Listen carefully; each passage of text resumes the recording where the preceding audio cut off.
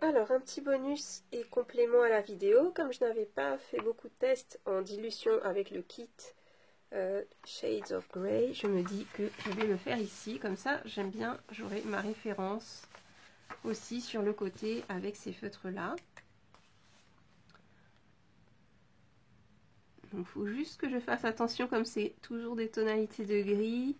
Je pense que je vais noter au fur et à mesure les références pour ne pas risquer de les confondre tout simplement. Donc j'ai un petit peu d'eau à côté. Donc voilà comment je travaille. Je prends un peu les pigments de couleur. Je fais vraiment attention au dosage de l'eau. Je préfère ne pas trop en prendre au début et en rajouter plutôt que l'inverse, avoir trop d'eau et après être embêté. Et dans tous les cas, j'ai toujours un petit chiffon pas loin en cas de débordement ou de catastrophe, hein, on n'est jamais à l'abri.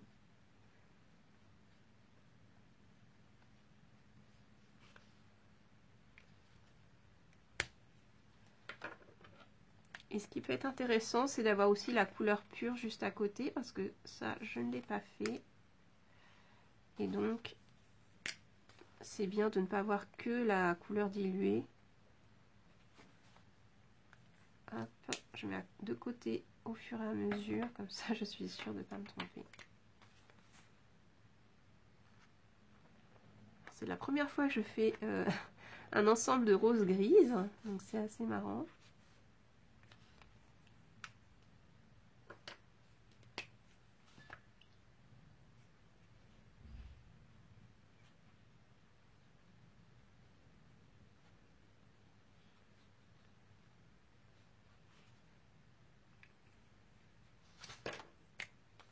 Hop, je mets la référence à côté.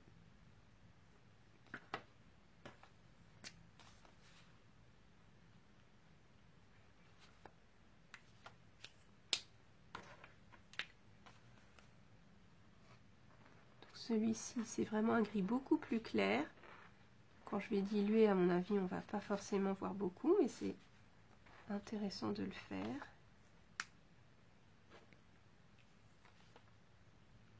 Donc entre chaque couleur, il faut vraiment bien rincer le pinceau, hein, vu que là, on veut être sûr d'avoir la tonalité sans mélange.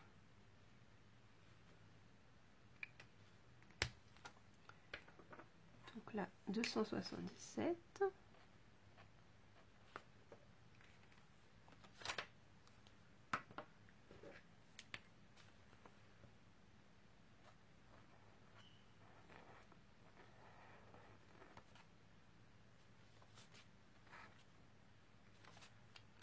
Et je travaille relativement vite parce que là, c'est un carnet avec du papier qui n'est pas forcément aquarelle. Donc, je fais quand même attention, ça peut sécher assez rapidement. Donc, vous voyez, c'est pour ça que je fais mes roses toujours au fur et à mesure. Plutôt que de faire avec le feutre les siffleurs et mettre l'eau après, je préfère quand même avoir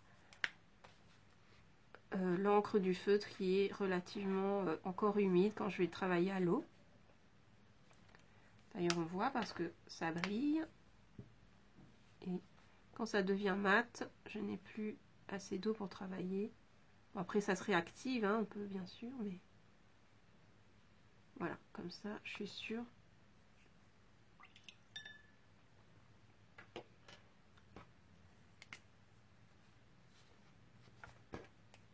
J'avais oublié de faire la marque. Hop.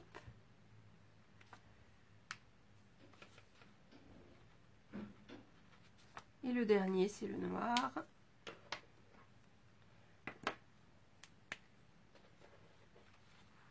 Je vais le mettre là.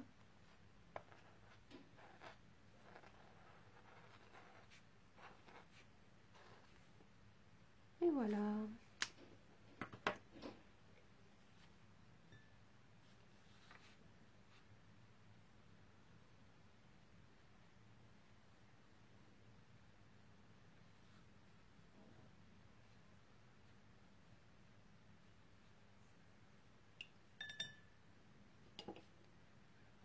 Le noir, 199. Voilà, donc j'ai comme ça aussi mon nuancier pour les tonalités de gris. D'ailleurs, vous voyez, hein, on remarque quand même que par exemple le noir, quand je le dilue et qu'il devient gris, c'est pas le même gris que les autres gris ici. Donc c'est intéressant. J'ai vraiment 6 couleurs très différentes. Et puis on voit d'ailleurs quand ça sèche, par exemple celui-ci, je trouve que c'est un gris qui va tendre un petit peu vers le mauve. D'ailleurs, voilà, il est nommé Hyacinthe, donc ça peut être intéressant. Je pense que je l'utiliserai aussi pour mes motifs floraux. Et vous voyez, par exemple, celui-ci, il est marqué Purple Grey. Donc, il est indiqué, voilà, un peu les tonalités des différents types de gris. Je vous montre d'un peu plus près. On voit aussi au moment des fusions ce que ça a pu donner. Voilà.